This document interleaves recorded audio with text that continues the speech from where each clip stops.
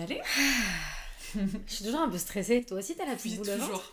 Tu sais, on se dit ça va être définitif et tout, ça sera Mais pas gravé du dans tout. le marbre. C'est vraiment genre un échange comme ce qu'on est en train de faire. Ouais, c'est super. Juste j'ai allumé le micro et Yes. on fait comme s'il était pas là. Et bien du coup, bonjour, bienvenue dans un nouvel épisode de Cœur d'Artichaut. Donc aujourd'hui, j'ai la joie d'accueillir Leslie Medina Bonjour. qui est donc avec moi aujourd'hui. Leslie est donc chanteuse et actrice. Elle a récemment sorti son dernier Single. Ouais. Oui, on peut dire ça comme ça. Oui, on du peut coup. dire ça comme et ça. son dernier clip du coup, Particulière.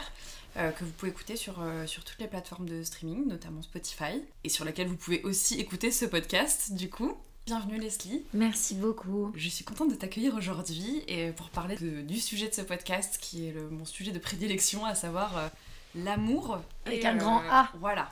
Dans toutes ses formes, dans tous ses aspects. Est-ce que toi, tu as envie de dire quelques mots avant qu'on débute, ou est-ce que tu veux que je commence? Non, simplement, je suis trop heureuse de pouvoir échanger avec toi sur ce sujet-là, qui est un sujet tellement universel. C'est ce qui anime les humains depuis la nuit des temps. Donc, meilleur thème ever de podcast. Ah merci, c'est gentil. Mais c'est vrai que je n'ai rien inventé. Mais ce que j'aime, c'est que justement, c'est pouvoir échanger voilà, avec... déjà, j'ai eu plusieurs invités et à chaque fois, c'était des échanges totalement différents. Et du coup, c'est trop cool d'avoir les avis de chacun et je te trouvais hyper pertinente sur le sujet. Donc du coup, ma petite question préférée, est-ce que tu te considères comme un cœur d'artichaut? Eh ben écoute, déjà, il faut peut-être définir ce que c'est qu'un cœur d'artichaut. Si un cœur d'artichaut, c'est tomber facilement, rapidement amoureuse des gens, oui, je suis un cœur d'artichaut. J'ai une vraie tendance à très vite voir le bon chez les gens. Ça m'a même parfois valu quelques erreurs et quelques déceptions, mais pour autant, j'ai tendance vraiment à m'attacher très vite aux qualités, à désirer les qualités de l'autre, à les vouloir dans ma vie, à vouloir profiter de leur lumière, etc. Et du coup, que ça soit cœur d'artichaut dans des relations sentimentales ou même amicales, professionnelles, ouais, très vite, je tombe en amour des gens, quoi. C'est quelque chose qui arrive très vite chez moi.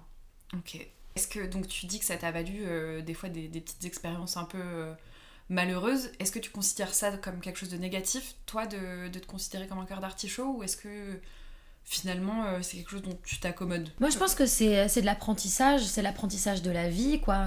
Quand on est adolescent, on a les premiers coups de cœur, les premiers émois.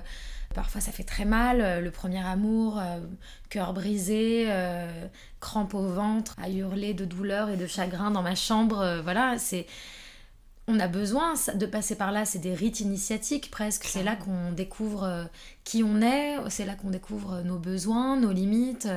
Et l'amour, il est là pour nous renvoyer, selon moi, un miroir aussi de où est-ce qu'on en est dans notre vie, quel est notre rapport à nous-mêmes aussi à ce moment-là. Donc aucun regret concernant toutes les personnes que j'ai aimées et que j'aime aujourd'hui, puisque ça m'amène au bon endroit, quoi qu'il arrive, j'en suis convaincue. C'est vrai, c'est un chemin. C'est un chemin. C'est un chemin et c'est vraiment un apprentissage, et je pense que du coup, moi j'aimerais savoir quelle est ta vision à toi de l'amour, parce que tu dis, voilà, les personnes que tu as aimées, que tu aimes, c'est quoi pour toi l'amour?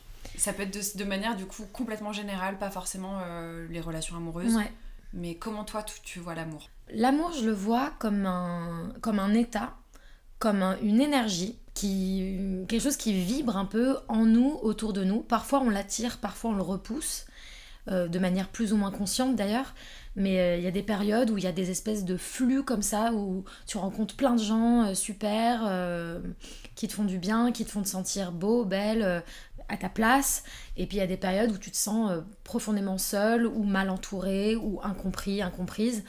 Et pour moi, l'amour, c'est une énergie qui circule. Au-delà de ça, c'est une sensation, quoi. C'est un état d'être. C'est me sentir en sécurité, me sentir... Comment dire? Je sens que j'ai une appartenance à quelque chose, que ça soit à un groupe ou à une personne. Et ça t'apaise du coup? C'est quelque chose de... Ouais, c'est comme un lieu, quoi. C'est comme un lieu de sécurité et de chaleur, quoi. C'est un endroit où je peux être moi-même, qui que je sois à ce moment-là de ma vie, avec mes questionnements, mes acquis, etc., mes peurs.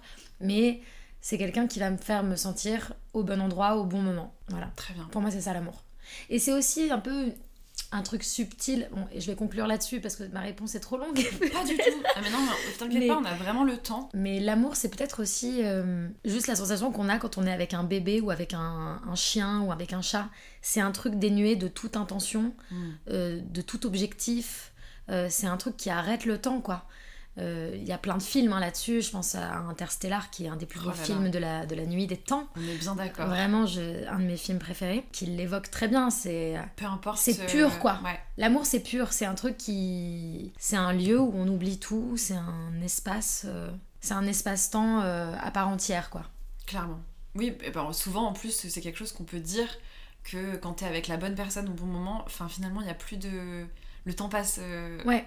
À une vitesse folle, tu te rends plus compte du temps qui passe, et même quand ça peut faire des années que t'es avec une certaine personne, t'as l'impression de l'avoir rencontrée hier. Enfin, il y a beaucoup ce rapport au temps, je trouve, qui revient dans l'amour. Et c'est vrai, je comprends ce truc de... C'est un peu comme un refuge, je pense, au final aussi, de ce truc de se sentir en sécurité avec quelqu'un, peu importe qui c'est. Et je trouve ça hyper intéressant de rajouter ce côté pur, parce que malheureusement, je trouve que des fois dans les rapports humains, on pense... Comment expliquer ça clairement ? On pense mettre de l'amour là où des fois, finalement, c'est très rare les moments où on n'a pas d'intérêt, je trouve, dans nos rapports humains, à recevoir nous quelque chose pour nous et pas le faire par amour, tu vois. Complètement. Tu vois, quelque chose dénué de tout intérêt, quelque chose d'inconditionnel et tout ça, c'est très beau. J'y crois totalement et je pense que c'est des choses que j'ai déjà pu expérimenter, mais c'est si rare. C'est si rare. C'est pour ça que quand on rencontre des gens qui nous font se sentir comme ça, il faut les garder proches de nous, quoi. Mais après, ça peut aussi arriver que l'amour s'en aille, quoi. On ait ressenti des émotions hyper fortes, hyper réconfortantes, dénuées de toute intention, juste quelque chose de très fluide et de très fort. Et puis finalement, il y a un moment où ça peut avoir une finitude aussi. Et il faut savoir parfois renoncer, quoi. Et accepter que cette sensation-là, elle est impermanente. Chez certaines personnes, ça dure des années. Et chez d'autres, ça dure 3 semaines. Et pour autant, l'intensité aura été là quand même. Et ça aura été tout aussi vrai dans les deux cas. Il ne faut pas s'accrocher, quoi, à des choses. Enfin, il faut pas. Il faut... je sais pas. La théorie et la pratique. C'est exactement mais dans l'idéal, il faudrait qu'on soit... conscient à chaque instant des gens dont on s'entoure et est-ce que ces gens-là ont encore du sens dans notre entourage, quoi. Clairement. Et je trouve que c'est un apprentissage qui est le plus... Enfin, en tout cas, qui est le plus difficile, ce côté de perte de l'amour. Et comme tu dis, tu vois, quand t'as ton premier chagrin d'amour, t'as l'impression que ton monde va s'effondrer. Enfin, ça dépend des personnes, mais en tout cas, quand on est des petits cœurs d'artichaut comme nous, c'est très dur de renoncer à cette personne, de te dire que tous ces moments que t'as vécus ont une fin, qu'ils n'existeront plus, etc. Mais... Justement, ce qui est fou, c'est que t'apprends que petit à petit, en grandissant, en ayant expérimenté, en ayant acquis tous ces trucs-là, finalement, quand ça s'arrête, ça devient de moins en moins douloureux. Alors ça dépend des cas, hein. Je trouve ça hyper intriguant, ce côté où finalement, tu commences à accepter petit à petit que, voilà, ça c'était ça à un instant T. C'est ok, c'était une période de ta vie, c'était très bien, mais de conscientiser ce truc de, à tout moment ça peut s'arrêter, donc profite de ces moments-là. Ouais. Parce que j'ai eu une expérience avec quelqu'un où ça durait que 6 mois et c'était très très très intense. Trop. Ça c'est une autre histoire. Mais je savais que ce truc-là aurait une fin. Et quand je vivais des moments de ouf, c'était difficile de pas me dire putain ça va s'arrêter. Et être dans l'instant, de profiter de cette énergie-là, comme tu le disais, tu vois, et de se laisser traverser par ça en mode... Là c'est là, donc kiffe. Quand ce sera plus là, c'est autre chose, c'est un autre moment. Mais être dans l'instant et associer l'instant à l'amour, c'est s'autoriser à être traversé par plein de choses, je pense. Complètement. Ces choses qui nous traversent. Cette petite transition était un peu hasardeuse, mais bon, soit. C'est pas toujours simple d'accepter de dire justement nos peurs par rapport à ça, tu vois, de dire écoute, je suis trop bien avec toi, mais ça me fait flipper de ouf parce que justement ça fait remonter plein de trucs, de machins, de blessures, de trucs. Mais est-ce que pour toi c'est facile d'exprimer ce que tu ressens ? Oui. Ouais, franchement, j'ai toujours beaucoup exprimé mes émotions, même peut-être trop pour certaines personnes. Voilà, on peut pas plaire à tout le monde, hein, mais c'est vrai que j'ai toujours eu ce truc de beaucoup dire ce que je ressens. puis en direct, quoi. C'est-à-dire que j'ai pas le temps de digérer ce que je suis en train de vivre, que souvent c'est déjà en train de sortir de ma bouche. J'ai ce rapport très spontané à mes émotions et à mes ressentis. Et je pense aujourd'hui que c'est une force. D'une part, par les métiers que j'ai choisi de faire, d'être chanteuse, d'être comédienne, du coup j'ai accès assez facilement à ce qui me traverse. Je garde pas, quoi. Mes émotions, elles sont toujours un peu accessibles. En ce moment dans ma vie, en tout cas, c'est le cas. D'autre part, ça me permet d'avoir une relation, je pense, assez juste avec les gens qui m'entourent. Je leur donne en permanence les outils pour me comprendre, je l'espère, tu vois. Et puis aussi, eux me donner leur propre émotion, parce que donner ton émotion à quelqu'un, donner ta vérité à quelqu'un, c'est l'autoriser à en faire de même. Je suis toujours assez émue. Il y a des gens qui n'ont pas l'habitude de pleurer, par exemple, qui ont tendance à garder, même chez eux, ils vont pas forcément s'autoriser à pleurer. Et d'un seul coup, ils vont te voir pleurer et ils vont être hyper désarçonnés par ce qui est en train de se passer, mais ils vont être aussi bouleversés parce que ça vient résonner chez eux. Ils vont peut-être avoir parfois de l'admiration pour ton émotion qu'ils aimeraient peut-être avoir, ou ça va leur faire peur, peut-être. Peut-être que ça va être trop pour eux. Quoi qu'il arrive, ça fait toujours du chemin et ça vient dire à l'autre, je parle des larmes, mais ça peut être exprimer sa peur, exprimer son impuissance, exprimer sa reconnaissance. Tout ça, ça va toujours venir inspirer l'autre à être plus humain et à être plus vulnérable. Et un monde avec plus de vulnérabilité, j'ai la stricte conviction que c'est un monde qui va se guérir et qui va aller un peu mieux, quoi. On est bien d'accord. Vraiment. Parce que on vit dans un monde quand même de la loi du plus fort, c'est la loi de ne pas montrer ses émotions, il faut être compétitif, il faut être efficace. Et on a tellement déconnecté, quoi, la partie instinctive et émotionnelle de notre humanité qu'on est dans le monde dans lequel on vit aujourd'hui, qui est difficile, qui est coupé de l'amour complètement, quoi. Déconnecté des besoins vitaux de l'être humain, de se reposer, d'avoir du temps pour soi. On est vraiment dans la compétitivité permanente. Pour moi, tout ça fait partie de se reconnecter à l'émotionnel, se reconnecter à la source, quoi, de vie. On est juste des petits humains sur une terre bleue au milieu du cosmos, quoi. C'est ça. On sait même pas d'où on vient, pourquoi on a une conscience dans de la matière comme ça. On pourrait parler de ça pendant des heures. J'adore toutes les discussions un peu métaphysiques, tu vois, mais vraiment, pourquoi on a de la conscience dans de la matière, pourquoi on est là, et ce qui fait qu'on s'est développé autant depuis des milliers d'années, c'est quand même parce qu'on s'est reproduit, parce qu'on a échangé, parce qu'on s'est mis en meute, parce qu'on a créé des civilisations, parce qu'on a du lien social. Et on le perd trop. Et on l'a perdu depuis longtemps. Là. Et encore plus avec tout ce qui s'est passé, où justement ça a été encore plus brisé, et c'est difficile de reconstruire ce truc-là, alors que tout le monde en mourait. Enfin, en fait, ce qui est fou et qui est magnifique en même temps, c'est que tout le monde en mourait d'envie, et que du coup ça a créé une effervescence à la sortie de toute cette période horrible, et que de plus en plus je trouve qu'on est en train de retendre vers ça quand même si on voit avec tout ce qui se passe en ce moment, les grèves, les machins, les trucs, la période est la pire du monde, mais finalement les gens sont plus unis que ce que c'était le cas avant, je trouve. J'ai l'impression que ça a mis un peu que ça a remis un peu les compteurs à zéro en tout cas, et qu'on a tous senti une telle solitude, et puis surtout une sensation de mais putain, mais tout ce pourquoi je travaille et tout ce que je sacrifie depuis des années, d'un seul coup, tout peut s'arrêter et n'aura servi à rien. Et est-ce que ça a du est-ce que ça a du sens Ouais, le sens, le mot sens, il revient en permanence. Il y a plein de gens qui ont fait des reconversions, qui ont arrêté leur taf, qui ont quitté leur mec, leur meuf, parce que d'un seul coup, on s'est tous posés et on s'est dit waouh, mais c'est ça ma vie ? Mais attends, mais du coup, il faut peut-être que je rechoisisse mes priorités et tout. Pour ça, je pense que ça a été bénéfique. Et j'espère que ça va continuer. Tout ça est très complexe. On va pas rentrer dans de la politique parce que je suis absolument pas qualifiée pour parler de ça. J'ai une opinion comme tout le monde. Mais pour autant, j'espère que les personnes qui ont le pouvoir dans nos sociétés le comprennent et le comprendront, qu'il faut aller vers plus d'émotion, plus d'amour et plus d'humanité pour que ça puisse fonctionner, quoi, et qu'on puisse être heureux et heureuse. Clairement. Allez, yes, les bisounours, c'est parti. Bah oui, mais je l'espère aussi. Mais moi, je trouve ça chambé, et c'est une énergie en laquelle j'ai envie de croire, et je pense que il faut qu'il y ait des personnes comme nous qui aient envie de croire à ça. Il faut de l'espoir, en fait. Hein. Ouais. Sinon, tu fais pleurer. Sinon, tu te dis à quoi bon, en fait. Ouais. Enfin, très honnêtement, tu te dis, mais pourquoi on fait tout ça ? C'est la religion moderne, en fait. C'est l'amour, c'est vraiment le point commun de toutes les religions, c'est-à-dire que mais clairement. Et aujourd'hui moi je suis totalement athée, j'ai pas de religion, j'ai pas été élevée dans la religion, et pour autant je me sens profondément dans la foi, J'ai vraiment la foi. Et pour moi, la foi, c'est l'amour. Dieu égale juste amour. C'est apprendre à s'aimer soi, apprendre à aimer l'autre. C'est vraiment ce qui est écrit dans tous ces livres Clairement. Et ce religieux, qui est quoi. encore plus fou, c'est que tu te dis, mais comment on peut en arriver à quelque chose qui soit à l'inverse de ça, Oui, qui fait autant de mal alors que aujourd'hui. de base, si on prend effectivement tous les principes de toutes les religions qui existent sur cette terre, et comme on le disait, l'amour, je crois qu'il n'y a pas plus universel Ouais.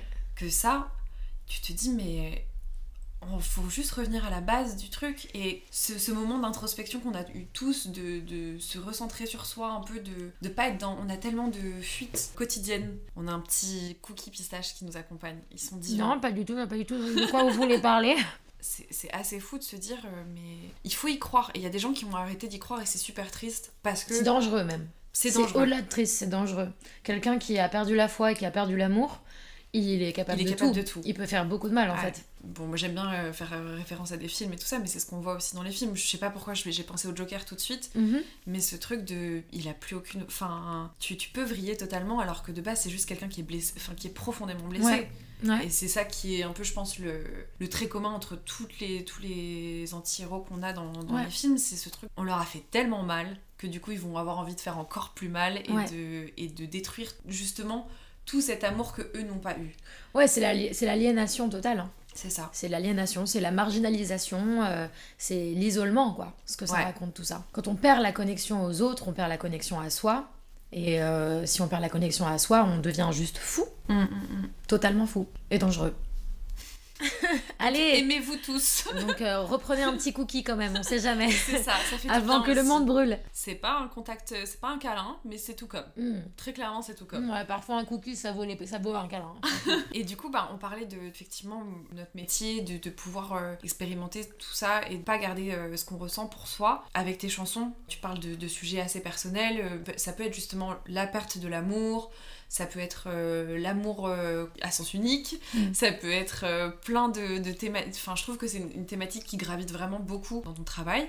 Et je trouve ça génial. Et je voulais te demander à quel point tes expériences à toi t'ont inspiré pour... Enfin, à quel point est-ce que c'est cathartique pour toi, tu vois, d'écrire des textes sur ce sujet-là? Quand j'écris, je réfléchis pas forcément à l'avance au sujet. Quand l'amour, quelle que soit sa forme, comme tu disais, intervient dans mon écriture, en général... Ça arrivait à des moments où j'étais moi-même... Ouais, j'en ai pas forcément conscience, si tu veux. J'étais moi-même challengée, j'avais une réflexion personnelle sur le sujet. Et donc, le thème venait assez naturellement à moi. Moi, quand j'écris une chanson, rapidement, pour parler du processus d'écriture, c'est en général une mélodie qui vient avec un ou deux mots ou une phrase, mais de manière hyper spontanée, en faisant une activité complètement aléatoire, type faire ma vaisselle ou prendre ma douche. C'est très instinctif, en fait. C'est ça, mais souvent, toi aussi, en tant que créatrice et en tant qu'artiste, tu connais ça, l'inspiration, elle vient un peu à des moments... tu sais pas trop, t'es en train de faire un truc qui a rien à voir et d'un seul coup, t'as plein d'idées qui viennent. Et donc, pour le coup, je suis très connectée à ces choses-là. Et donc, quand la phrase vient... Je vais juste après moi dérouler le truc et les réflexions qui me traversent dans cette période-là de ma vie vont venir naturellement se déposer dans l'écriture. Et parfois, je comprends la chanson que j'ai écrite à contre-temps. Tu vois, genre, j'écris ma chanson et je me dis oh putain, mais en fait, il y avait un sens caché derrière ça. Ah, mais en fait, ma chanson, elle parle pas que de ce que moi, je pense avoir écrit. Elle parle aussi de cette couche-là et cette couche-là. Il y a plusieurs niveaux de lecture, quoi, dans ce que j'écris, mais complètement dissocié de ma volonté, quoi. C'est-à-dire que c'est parfois même le subconscient qui parle pour nous, tu vois. Et ça, je trouve ça fascinant dans l'écriture. Et souvent, je suis vraiment surprise de redécouvrir mon texte des mois après, des années après, et de me dire, ah putain, en fait... à cette époque-là, je me rendais pas compte, mais j'étais en train de penser ça. Et en fait, j'écrivais ça, mais je l'avais pas encore vécu. Je l'ai vécu 2 mois après. C'est génial, j'adore ce rapport-là, en fait. Il y a un côté presque journal intime où il y a une écriture qui est très spontanée, guidée par le subconscient. Et finalement, ça sera un peu comme si la Leslie du présent écrivait pour la Leslie du futur. Et par extension, quand j'écris des chansons, j'ai vraiment l'envie de faire porter ma voix un peu, je sais pas, comme une copine ou comme une sœur, tu vois, qui dit à sa petite sœur ou à sa pote, bah tiens, moi je suis en train de vivre ça, pour qu'elle puisse identifier aussi chez elle quels sont les schémas similaires et qu'elle puisse mettre des mots qu'elle n'a pas encore identifiés à l'intérieur, tu vois. Il se passe plein de trucs, elle vit plein d'émotions, mais elle n'a pas encore... compris que c'était ces mots-là qu'elle pouvait mettre dessus. Moi, c'est ce qui me touche quand j'écoute des artistes. C'est quand ils disent des phrases que j'aurais rêvé d'écrire alors qu'elles sont toutes bêtes et je me dis mais c'est exactement ce que je suis en train de vivre, c'est exactement ce que je ressens. Je trouve que c'est ça qui est magnifique dans la musique et dans l'art en général. C'est ça, c'est que de sujets très perso, tu vois, d'effectivement d'expériences qu'on a pu vivre, et c'est ce que j'expérimente aussi un peu avec le podcast, tu vois, quand tu parles de journal intime, de choses que je suis en train de capter, et du coup, ça résonne vraiment très fort en moi, et aussi ce truc de transmission j'aurais aimé que pouvoir avoir ça avant. Ah ouais, tellement. De ouf. Et je me dis, si ça peut aider quelqu'un, une personne, oui, c'est j'aurais déjà fait mon taf. C'est ça, en toute humilité. Mais oui, c'est juste j'ai pas du partage, quoi. Exactement. Ouais. Comme j'aurais parlé à une copine écoute meuf, voilà, c'est quoi les règles, plein de sujets divers, mais on en revient à ce truc d'universalité, de quelque chose d'hyper personnel. Je fais aussi le parallèle avec des personnes comme Ben Mazué, etc. aussi, qui peuvent, tu vois, utiliser des trucs très perso d'ici, qui est mon artiste favori sur cette planète, qui a parlé, tu vois, de son divorce, de trucs de relations, de perte de l'amour et tout, avec leurs mots, et quand tu les écoutes, tu te dis mais comment ils ont su ce qui se passe dans ma tête, tu vois, de moments que t'as pu vivre et que tu peux avoir aussi dans tes textes. Il y a des trucs où t'es là en mode mais oui, mais c'est exactement ça qui se passe. Et pourtant, c'est quelque chose qui t'est très propre à toi, qui va venir résonner chez plein d'autres personnes parce qu'elles vont l'avoir vécu d'une manière différente, mais malgré tout, ça va venir taper quelque part où t'es là en mode c'est ces mots-là, c'est si juste. Ouais, mais c'est ça, hein, le fait de créer des musiques ou des films ou peu importe, c'est vraiment partir d'un détail que tu crois être hyper personnel et hyper unique et d'en faire quelque chose d'universel et de fédérateur, quoi. Parfois, quand j'écris, je me dis non mais attends, ça c'est beaucoup trop précis. Personne ne ressent ça, personne n'a vécu ça. Et en fait, évidemment, quand je reçois des retours, en général, ça va toujours être cet élément-là qui va le plus ressortir de putain, mais c'est exactement ça que j'ai vécu et tout. Et ça, c'est assez fou, quoi, de se rendre compte que on a tous, bien sûr, chacun nos chemins, chacun nos histoires et tout, mais en réalité, on vit vraiment de manière assez effrayante les mêmes choses. Mais c'est ça qui est beau aussi, et c'est ça qui fait qu'on se sent peut-être moins seul, c'est de se dire mais en fait ma voisine d'en face, à qui je parle jamais et qui potentiellement a l'air d'avoir rien en commun avec ma vie et moi, en fait potentiellement on pense les mêmes choses, on vit les mêmes choses et elle souffre des mêmes choses et voilà, bref, c'est ce que je trouve assez magique entre les êtres humains. Clairement. Et je trouve que la musique rassemble vachement là-dessus aussi, parce que c'est ce qu'on voit aussi dans les concerts et tout ça, de pouvoir vibrer tous ensemble sur les mêmes paroles, de les chanter tous ensemble et de voir que tout ça fait que tous ces gens-là sont au même moment pour vivre ce même moment précis. C'est sublime. Mais ça, c'est de l'amour, hein. Clairement. Ça, on parlait d'énergie, de l'amour. Il n'y a rien de plus... Pendant un concert, on oublie qu'on existe. On est juste un énorme groupe en train de kiffer avec un artiste. Enfin, c'est fou, ça. Grave. On devient une meute, quoi. De ouf. Et toi, d'être à l'inverse, du coup, toi qui expérimentais le fait d'être sur scène et d'avoir des gens qui sont là pour t'écouter, qu'est-ce que ça... Enfin, est-ce que toi aussi, tu sens cette énergie qui vibre... Enfin, tu sens cet échange-là avec le public à ce moment-là? Ouais, la scène, c'est l'endroit où, pour la première fois, tu passes de ta petite chambre ou de ton salon où t'as fait tes chansons toute seule, en te demandant si ça avait vraiment de la valeur, en te demandant si les gens allaient s'identifier, si les gens allaient aimer...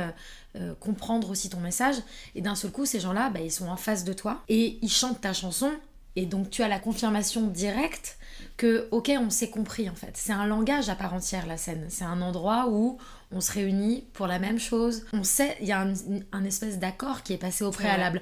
C'est un rendez-vous, quoi. On va se retrouver dans telle salle à telle heure et on va chanter des chansons qui parlent de tel sujet, et ensemble on va oublier notre vie et rien d'autre n'existera que cette communion. Il y a un truc presque...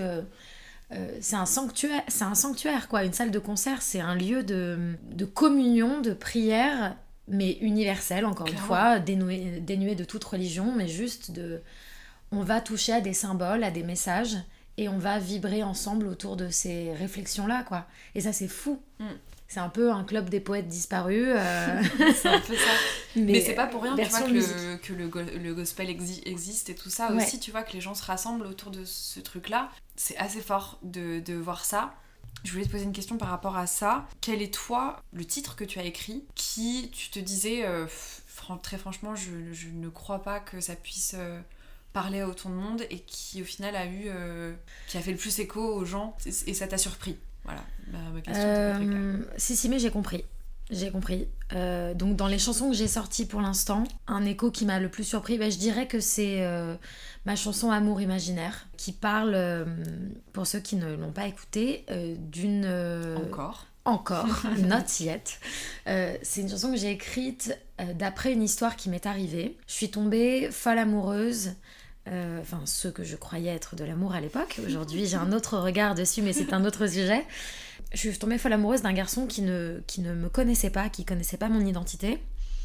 Et j'ai vraiment créé dans ma tête une vie parallèle un peu, où j'étais convaincue que si nos regards se croisaient, si on était amenés à se parler, à échanger, il allait avoir la même évidence que moi.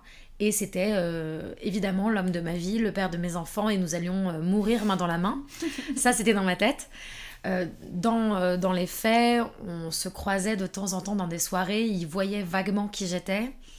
Mais voilà, lui n'a pas du tout eu il n'y avait pas cette réciprocité en tout cas.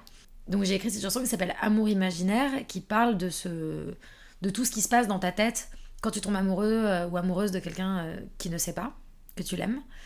Quand j'ai sorti cette chanson, j'ai reçu beaucoup de messages de gens qui me disaient putain c'est fou, en ce moment je suis en train de vivre ça, ça m'a fait du bien de voir que j'étais pas folle ou fou.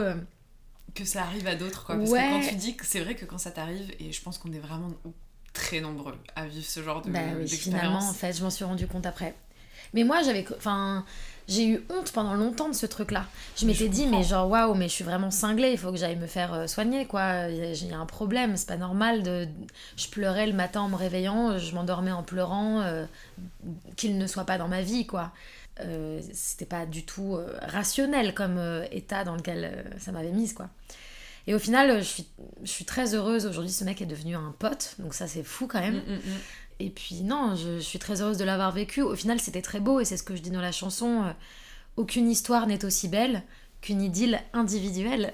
Et c'est la plus belle histoire d'amour que j'ai eue, parce qu'elle m'a fait vivre des émotions absolument dingues. Et j'en ai fait une chanson, et ça m'a amené à me poser beaucoup de questions, quoi. Donc tant mieux, merci à cette histoire, quoi. De ouf. Tu disais tout à l'heure que t'écris de manière instinctive. Tu penses que vraiment l'amour pour toi, c'est un sujet qui vient se poser dans tous les domaines de ta vie et qui du coup viennent inspirer ta musique à ce moment-là, ou c'est un peu malgré toi que tu t'y retournes dans ta création? En fait, c'est un retour qu'on me fait souvent de me dire tu parles beaucoup de chansons, enfin tu fais beaucoup de chansons d'amour, etc. Moi, mes chansons, pour moi, elles parlent pas d'amour forcément sentimental, tu vois. Je pense à Encore heureux, plein de gens pensaient que cette chanson était écrite pour un amoureux. Pas du tout, en fait. Je parlais vraiment d'une rencontre professionnelle, de qu'est-ce que c'est que de reprendre le pouvoir sur une situation, sur une personne qui abuse de nous, de notre confiance, dans la vie en général, pas forcément de manière romantique. Là, j'ai sorti la chanson Particulière dont tu parlais tout à l'heure. Particulière, on dirait une histoire d'amour avec une femme. Bon, moi, c'est pas mon cas, je suis pas tombée amoureuse d'une femme. Ou alors la femme dont je suis tombée amoureuse, à la limite, c'est moi-même, c'est la rencontre avec soi, avec ses désirs, ses fantasmes. Ça peut être sa sexualité même. Moi, j'ai plus vu devenir une femme, ça, quoi. Ouais. Et donc au final, j'ai pas tellement de chansons qui parlent d'amour, j'en ai quelques-unes. Mais peut-être que le point commun entre toutes ces chansons et ma manière d'écrire, c'est en tout cas cette quête d'un amour propre, peut-être déjà, avant de l'amour avec l'autre. Bien sûr. C'est peut-être le premier amour dont il faudrait parler. Je pense aussi que toutes les relations qu'on va avoir dans notre vie vont nous amener à un premier constat, c'est il faut dissocier de manière urgente la dépendance affective de l'amour. C'est pas la même chose, et on passe parfois des années, parfois même des vies pour certains, à ne pas savoir faire la différence. La dépendance affective, c'est avoir mal au bide avant de voir la personne, ne pas se sentir assez bien, assez beau, assez belle, à la hauteur de l'autre, sentir que l'autre est trop bien pour nous et qu'il va s'en rendre compte à un moment. Ça s'appelle la dépendance affective. C'est en rien de l'amour, c'est quelque chose qui vous fait perdre du temps, qui vous fait perdre de l'énergie. qui vous fera peut-être vivre des émotions fantastiques, mais ça ne sera pas de l'amour et c'est important d'être au clair avec ça, avec soi-même. Et si tu veux le vivre, tu le vis, mais tu sais ce que c'est et tu te mens pas à toi. Et l'amour, c'est un état de bien-être, de calme, d'apaisement, d'estime de soi, d'envie de bouffer le monde. Et en fait, quoi qu'il arrive, si cet amour sort de ta vie, t'es pas démuni et tu peux continuer à vivre et à créer des choses. Parce que tu peux te l'apporter déjà à toi et tu sais que si ça s'en va, c'est que du bonus. Exactement. C'est que du bonus que tu as. C'est ça. Ça, c'est la deuxième chose. Une fois que tu as fait la part des choses, c'est ce truc de dire, ça, c'est avec les autres. Ok. Avec moi-même, qu'en est-il ? Comment je me parle dans ma tête ? Quelles sont les phrases que je me dis à moi-même quand j'ai un échec ou quand j'ai une réussite ? Est-ce que je me dis je l'ai bien mérité ? Ou est-ce que je me dis, si j'échoue, est-ce que je me dis, en fait, c'est normal que j'échoue, je suis une merde ? Ou est-ce que je me dis, ok, j'accepte, j'ai fait de mon mieux, je vais continuer ? En fait, l'amour que tu as avec toi-même, c'est tout un sujet et c'est la seule relation amoureuse pour laquelle tu dois tout donner et c'est la seule pour laquelle tu dois faire toutes les concessions en fait. Parfois tu dois renoncer à des gens que tu crois aimer pour revenir à l'amour que tu as pour toi et certaines personnes que tu penses être dans l'amour finalement t'éloignent profondément de ton amour envers toi-même et là tu te perds à 100% quoi. Donc voilà quoi, je sais pas, mais voilà. J'avais une question. Ah oui, par rapport au fait de se parler bien à soi et de... Il y a une amie qui me disait, mais comment tu parles pas comme ça à ta meilleure amie ? Ouais. T'es ta meilleure amie. Même quand, je sais pas, un enfant renverse un verre sur la table, tu vas pas lui dire, mon Dieu, mais quelle merde infâme tu es. Qu'est-ce que t'es con. Mais qu'est-ce que t'es pas con. Du tout. Pas du tout. Et quand toi, tu fais une connerie, il faut aussi accepter. Alors, dans la moindre des mesures, ça dépend aussi ce qui se passe. Mais d'avoir le recul de se dire, ok, effectivement, là j'ai fait de la merde, ça arrive, c'est pas si grave. J'ai le droit de me tromper en fait. Exactement, parce qu'on est... C'est fou parce qu'on autorise plein d'autres choses aux autres. Ah ouais. Alors que, je sais que je peux être très dure avec moi-même et ça a ses défauts comme ses qualités. Mais j'apprends de plus en plus à mettre de la souplesse dans ce truc-là et de me dire, ok, en fait, tranquille, tu vas pas mourir, tout va bien, c'est tranquille, il faut aussi se faire du bien à soi et c'est pas en se matraquant la gueule que ça va aller mieux et que tu vas avancer plus vite ou mieux. Pas du tout. Après, encore une fois, la théorie et la pratique. Hein. En théorie, on est tous d'accord. Ça m'arrive hyper souvent de mal me parler dans ma tête. Bien sûr, même c'est des périodes. T'as des périodes où t'as l'impression que tu vas manger le monde et que rien ne te résiste. Et puis t'as des périodes où tu te dis, mais mon Dieu, pourvu que personne me croise quand je vais chercher mes courses, parce que là, vraiment, je sors de terre, quoi. C'est exactement ça. Et donc c'est un chemin quoi, c'est un chemin, faut être indulgent au maximum avec nous et c'est pas tous les jours facile d'être indulgent avec soi-même. D'où l'importance aussi de bien s'entourer pour que dans ces moments-là ta pote elle te dise genre bon en fait c'est bon, t'arrêtes 2 secondes là, ton sabotage, tu vas te botter le cul un petit coup et ça va bien se passer quoi. Mais aussi se dire que trouver de l'amour dans les moments où tu te sens comme une merde, peut-être que c'est là l'endroit où il faut le plus bosser quoi presque, c'est à dire que c'est quand tu es dans ton canapé en train de te sentir comme une merde, plutôt que de mettre de l'énergie dans putain je suis une merde, j'y arriverai jamais, mettre de l'énergie dans j'ai le droit d'être comme ça, c'est pas grave et je suis quand même super et peut-être que c'est voilà. Mais c'est vrai, accepter ces phases là ces moments là où il faut le plus se dire mais en fait je suis que ça. Je ne suis que ça, je ne suis qu'un être humain qui est bouleversé par plein de choses et là j'y arrive plus, là j'ai plus de force, j'ai plus d'énergie, je suis que ça. Et peut-être de se dire je suis que ça, ça enlève tout un tas de culpabilité, de poids de merde, de je dois être le meilleur de moi-même, je dois être au max. C'est pour qui, pourquoi pour les réseaux sociaux, hein, plus ou moins, j'ai l'impression. C'est un mal qui est assez moderne. Je suis sûre que nos grands-parents, nos parents ont eu d'autres questionnements, mais j'ai le sentiment quand même qu'on est une génération qui se pose beaucoup de questions, on a beaucoup d'angoisse, de performance, d'anxiété sociale, la peur de pas y arriver, de pas percer, on a vraiment j'entends beaucoup ça autour de moi c'est quelque chose que j'expérimente beaucoup aussi et se foutre un peu la paix. Donc si on va pas bien, déjà peut-être s'éloigner un peu d'Instagram, ça peut être pas mal. de TikTok aussi maintenant. Et puis se dire, bah en fait, je suis que ça. Bon, bah je suis que ça. Et j'ai que ça à offrir. Et c'est peut-être déjà beaucoup. Et bah je fais de mon mieux. Et puis voilà, quoi. Je suis que ça. Je suis pas extraordinaire. Je suis pas la meilleure, le meilleur. Je suis que ça. Et là, aujourd'hui, je suis que dans mon canapé en train de regarder Netflix. Et bah, est-ce que c'est grave? Pas tellement. Un jour, on meurt. Et puis voilà. Non, mais c'est vrai de se souvenir de ce truc-là et de... Moi, je sais que j'ai un gros FOMO. Alors, du coup, c'est Fear of Missing Out. De louper des choses, qu'il se passe des choses sans moi, que le monde continue d'avancer sans moi, que si j'ai pas fait tel truc... Enfin, des fois, je me fais des to-do list et je me dis, mais tu es zinzine, tu n'es pas un robot, il y a un moment... Zanzine. Moi, j'adore... Zanzine ou zanzinoise. Mais ouais, zanzinoise, ok. Mais il y a ce truc de... Pour le coup, le confinement, moi, m'avait fait beaucoup de bien. Parce que je savais que tout le monde était dans la même situation que moi. Je ne culpabilisais pas de passer ma journée entière à regarder des films. Et c'était... Je sais pas, il y avait un truc de... Bah ça m'a... Moi j'ai passé ma meilleure... Enfin c'est horrible à dire parce que je sais qu'il y a des gens qui ont vécu des choses horribles. Mais moi j'ai vécu ma meilleure life. C'est ok. Il y a plein de gens qui ont vécu leur meilleure life. On est beaucoup à avoir vécu notre meilleure life de... J'ai plus besoin d'avoir une carrière. J'ai plus besoin d'avoir une vie sociale de fou. J'ai plus besoin de dépenser ma thune dans des trucs qui me servent à rien. Je suis juste un être humain posé là au milieu de rien. C'est que je me suis retrouvée moi, et je pense que c'était la première fois que ça m'arrivait dans ma vie aussi, de vraiment m'autoriser à penser vraiment qu'à ma gueule. Et j'ai fait énormément de sport à ce moment-là parce que j'avais besoin de me dépenser parce que je sortais pas du tout parce que ça m'angoissait. Mais ça m'a... On n'avait pas le droit surtout. Oui, on pouvait sortir une petite heure. Mais même ça je ne le faisais pas parce que ça m'angoissait vraiment fort. Mais j'ai fait du sport, je me faisais à manger des trucs que je kiffais, je regardais... Mais vraiment, j'étais là en mode, mais tout ce que je ne m'accorde pas assez de temps à...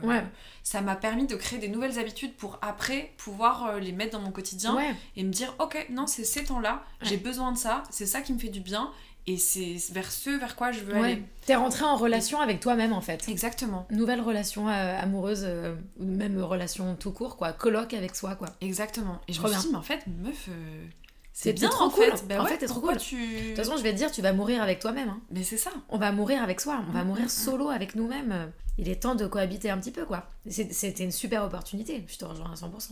Et je vous encourage tous, encore une fois on disait la théorie et la pratique, mais si vous pouvez ne serait-ce que prendre 5 minutes, même franchement 5 minutes, de se poser avec soi en mode ok, tu sais tu te fais le point avec toi-même, tu vois on fait des brainstorms, on fait des réunions avec tout le monde, pourquoi on se fait pas des réunions perso de est-ce que je me sens bien, tu vois, même si effectivement j'ai pas la carrière que je veux, j'ai peut-être pas la relation que je veux à ce moment-là, est-ce que je suis bien, est-ce que même si, comme on disait tu vois encore une fois, c'est fou hein, comme tout cette question de est-ce que ce chemin me va, est-ce que le chemin me va, même s'il y a des trucs chiants, même si c'est pas tous les jours simple, même si est-ce que je suis à ma place, est-ce que je me sens bien à ce moment-là, et justement d'accepter de plus en plus ces phases cycliques de il y a des moments où tu vas te sentir au top de ta vie et encore plus nous les femmes malheureusement aussi avec les hormones et notre cycle naturel. Non mais ça c'est hyper important, merci de le dire. Mais de ouf. Vraiment.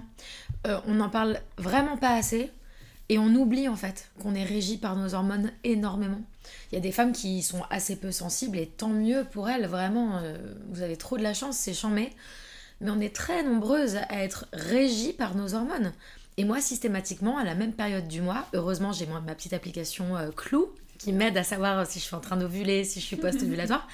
Mais systématiquement, à J-10 de mes règles, j'ai l'impression que personne ne m'aime et que je suis horrible et que je suis en échec de tout. Et vraiment, je suis pas bien du tout. Et j'oublie. Je ne sais pas que c'est mes hormones qui me font me sentir comme ça. Donc, merci de le rappeler, franchement. Parce que j'ai mis du temps à savoir ça. En fait, j'étais sous pilule pendant très longtemps. Et du coup, ça te coupe un peu de ces sensations-là. Oui, c'est ça. Moi, j'ai plus la pilule non plus. Et moi non plus. Et donc, je suis retournée au stérilet en cuivre et tout ça. Et ça m'a vraiment permis de reconnecter à tout ça. Et en même temps, je me dis, ok, maintenant c'est bon. J'ai acquis que je fonctionnais comme ça. Et que, effectivement, si j'ai prévu des trucs importants... Évitons que ce soit à cette période-là du mois, même si c'est des fois t'es pas réglé. Oui, ou juste si tu te sens trop mal, tu regardes ton petit agenda et tu te dis ok, donc en fait c'est pas à propos de ma vie, c'est juste mes œstrogènes qui sont en pétage de câble. Mais c'est fou à quel point ça agit. Ouais, mais c'est super que t'en parles. Merci parce que c'est hyper important, notre santé mentale. Souvent on a l'impression qu'on a un problème, qu'on est dépressif, on se demande si on n'est pas bipolaire, si on n'est pas ci, si on n'est pas ça. Puis aujourd'hui il y a tout un tas de... Il y a un tourbillon de mots, d'autodiagnostic comme ça, permanent et tout. Et en fait, parfois, il faut juste accepter que ça fait partie de ton cycle menstruel et que... C'est ça. Et voilà, et si tu te sens comme une merde, c'est même presque rassurant de dire « Oh, trop cool, c'est normal, c'est parce que je suis à quelques Je suis semaines de enceinte mes en règles. prémenstruel, Ouais. tout va bien, elles arrivent, c'est ok. Non, mais c'est trop bien, il faut en parler. Pour terminer ce petit entretien qui était fort sympathique, ça fait déjà bientôt quasiment 1 heure qu'on discute. Non, bah, je c'est te ça, jure que on c'est est vrai. pipelettes, hein. Mais c'est très chouette, on a pu Aborder voir, plein de choses. ouais. Exactement. J'aimerais, si tu le souhaites, et si tu veux bien nous partager de la manière dont tu le souhaites, une histoire, une expérience amoureuse qui t'a marqué et pourquoi elle t'a marqué. Moi, je vais parler de l'histoire que je vis aujourd'hui. Donc, je suis amoureuse en ce moment. C'est très agréable, c'est très doux. Vraiment un partenaire quoi, de route. C'est un peu mon copilote. C'est-à-dire que c'est moi qui conduis la voiture, mais il est à côté. Sans lui, il y a plein de trucs super cool que je vais pas pouvoir faire parce que toute seule, j'arrive pas à me motiver ou parce que toute seule, j'arrive pas à croire en moi sur certaines choses. Mais si jamais il descend de la voiture, il y a toujours de l'essence, il y a toujours la voiture et il y a toujours moi derrière le volant. Et je voulais juste, pour moi c'est ça l'amour, pour conclure quoi. C'est un truc qui est doux, c'est une aide dans ta vie, c'est un truc qui te donne envie de te surpasser, qui te donne la sensation que rien n'est impossible, que t'es la meilleure. Et c'est ce que je souhaite absolument à tout le monde, que ça soit d'ailleurs en couple ou solo. C'est vraiment un état d'être que je trouve hyper agréable et que j'espère vivre le plus longtemps possible. Et puis, si jamais demain cette histoire s'arrête, je serais juste d'abord très triste, ça c'est sûr, parce que c'est toujours triste quand une belle histoire se finit. Mais pour autant, aujourd'hui, je me sens solide de ma vie, de mes amis, de ma carrière perso, pro, du chemin que je fais. Je me sens solide de ça. Je sais que je peux conduire la voiture toute seule. Et il m'aide à y croire d'ailleurs. Il est pas là pour me faire croire que sans copilote la voiture elle roule pas. Il est là pour me confirmer que le pilote est super qualifié quoi. Pour moi l'amour c'est de trouver son copilote qui valorise le pilote. J'adore cette image. Je trouve ça génial parce que ça veut tout dire et c'est tellement ça en fait. Toi t'es aux commandes, tu sais quel chemin t'as envie de prendre. Lui il peut te guider sur tiens est-ce que ça te dirait pas qu'on prenne cette sortie ou qu'on aille faire un petit détour par ici. Et comme tu disais tu vois on sent que si jamais un jour ça s'arrête, ce que je ne te souhaite pas du tout, mais j'accepterai la vie. Mais que tu seras hyper reconnaissante d'avoir vécu ça. Complètement. Parce que c'est calme, c'est doux, enfin c'est pas quelque chose... Parce que des fois, effectivement, comme on disait par rapport à ce qu'on croit être de l'amour, ces espèces de montagnes russes qu'on peut rechercher, etc., parce qu'on a envie d'avoir des sensations fortes. On pense que c'est ça l'amour, Mais non. Très honnêtement, il y a un moment où vous allez être épuisé d'avoir fait 10 fois le tour de la même attraction et que c'est finalement toujours la même chose, en fait. Puis on se vide, surtout. Il y a un moment, il n'y a plus d'eau. T'as plus d'énergie. Et surtout, ça devient un minimum syndical, c'est-à-dire tu disais si jamais ça s'arrête, quiconque rentrerait dans ma vie ne m'apporterait pas ce bien-être là sortirait très vite en fait. C'est exactement ça. Je n'accepterai plus jamais moins que ça en fait. J'ai compris que je n'avais pas à minimiser mes attentes ou à me dire je prends ce qu'il y a là maintenant où il veut bien de moi donc je m'adapte, je me transforme, je me déguise pour être aimée. J'ai compris qu'on pouvait et que j'étais digne et on l'est tous d'ailleurs a priori, sauf si vous êtes un tueur en série, autre sujet. Mais si vous êtes quelqu'un de moralement stable. Voilà, exactement. Mais le minimum syndical, en fait, c'est pas beaucoup, c'est pas une chance, c'est pas un privilège, c'est pas un luxe. Enfin, si, c'est merveilleux d'être aimé comme ça, mais je veux dire, vous méritez, on mérite tous, en fait, de rencontrer des gens, que ça soit encore une fois en amour ou en amitié, qui nous font nous sentir bien, à notre place, et quiconque ne vous fait pas vous sentir à l'aise, ou si vous avez honte d'être vous, ou si vous voulez vous transformer pour plaire à l'autre, c'est que vous êtes profondément en train de faire fausse route et vous devez exiger le maximum en fait. Vous devez exiger le maximum de respect, de communication, de gentillesse en fait. Entourez-vous de gentillesse. Moi c'est ce que j'ai compris ces dernières années. Faut pas faire de concessions en fait. que des gens gentils. Je ne veux que des gens gentils dans ma vie, autour de moi. C'est terminé de dire oui, mais tu sais, il a souffert ou elle a souffert, mais tu sais, elle a pas une histoire facile. Je m'en fous. On n'a tous pas une histoire facile. Moi aussi j'ai galéré, frère, en fait. Moi aussi j'ai des trucs super durs dans mon passé. Et pour autant, je me comporte bien avec toi. Donc fais pareil. Si t'es pas capable de te gérer, en fait, t'as pas ta place dans ma vie. Et je vais pas te donner un gramme d'énergie et de temps, en fait. Clairement. Et c'est peut-être le vrai truc que j'ai envie de transmettre pour terminer ce podcast. Et c'est parfait, parce que vraiment, merci de le dire, parce qu'on a tendance à trop souvent l'oublier. Et ça fait du bien, un petit rappel de, effectivement, il n'y a pas de concession à faire, en fait, et on n'en demande jamais trop. Ne cherche pas à minimiser tes besoins pour quelqu'un, c'est juste que c'est pas la bonne personne. À condition, pour terminer, que toi, tu fasses le point avec toi-même quand même. On est bien parce que si t'es un espèce de tyran, c'est pas bien. Il faut se calmer aussi. Mais il y a un truc de respect de l'autre. Et aussi, j'ai envie de dire un autre truc. Mais bien sûr, mais évidemment. On a beaucoup parlé de l'amour qu'on reçoit, mais il y a aussi l'amour qu'on donne. Je pense que dans des relations précédentes, j'étais une espèce de réceptacle permanent. J'étais un peu un puits sans fond. Et j'étais toujours en train de regarder ce que l'autre me donnait ou me donnait pas. Et en fait, il y a un moment, il faut se questionner. Ouais, mais il y a un moment, il faut se questionner de toi, qu'est-ce que tu donnes à l'autre ? Qu'est-ce que toi, t'es en train de lui donner ? Comment toi, tu lui parles ? Comment toi, tu traites l'autre ? C'est toujours important de faire un petit point avec soi. Parfois, on se comporte peut-être de manière un peu moins généreuse que ce qu'on pensait. Parfois, on attend juste que l'autre vienne nous valider. C'est chouette aussi peut-être de parfois checker un peu la balance dans la relation. Est-ce que je suis en train aussi de donner à l'autre ce que j'attends de lui ? Ça, c'est mon petit bonus sur le sujet, quoi. À méditer. C'est grave, clairement. Ce sera la dernière réflexion, mais c'est tellement ça. Et c'est très important, on en parlait avec, je crois que c'était avec Adam sur le précédent épisode, de qu'est-ce que toi tu attends de l'autre, qu'est-ce que l'autre attend de toi, et aussi d'en discuter aussi l'un avec l'autre, ou l'une avec l'autre, enfin peu importe, entre êtres humains, discuter, communiquer sur ses attentes et ses besoins, et inversement, demander à l'autre quelles sont ses attentes et ses besoins, pour pouvoir, comme tu disais, tu vois, d'avancer ensemble et de se tirer vers le haut, pour être tous les deux des humains bien en place. Ouais, de ouf.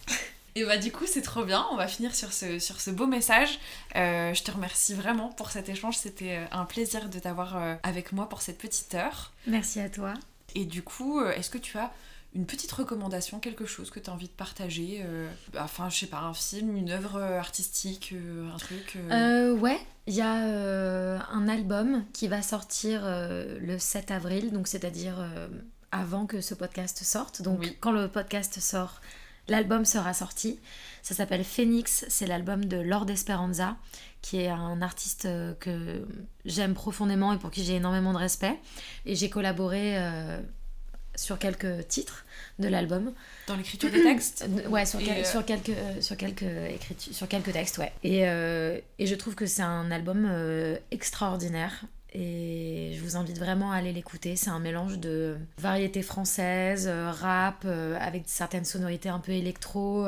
C'est un immense artiste que je vous invite à découvrir. Eh bien, vous pourrez écouter ça, parce que là, on enregistre ce podcast, on est le 6 avril, donc ça sortira demain dans la vraie vie. Ouais. Mais le podcast sortira quelques jours après, donc il sera déjà disponible. Voilà. Eh bien, je te remercie encore. Merci. Et on va clôturer cet épisode. Moi, je vous dis à très bientôt pour un nouvel épisode de Cœur d'Artichaut. Et je vous dis ciao!